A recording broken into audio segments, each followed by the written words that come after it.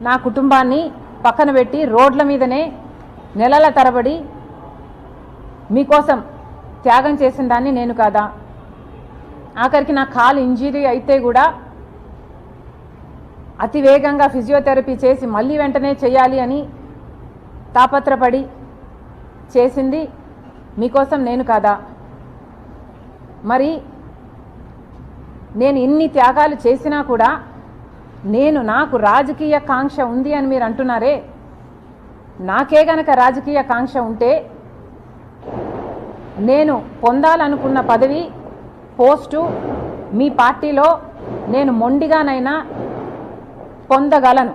వివేకానంద రెడ్డి గారి లాంటి వాళ్ళు నాకు అండగా నిలబడడానికి నన్నే ఎంపీని చెయ్యాలి అన్ని ఎంతోమంది మీ పార్టీలోనే ప్రయత్నించిన వాళ్ళు కూడా ఉన్నారు. వాళ్ళందరి అండా చూసుకొని నేను ఏ రోజైనా మీకు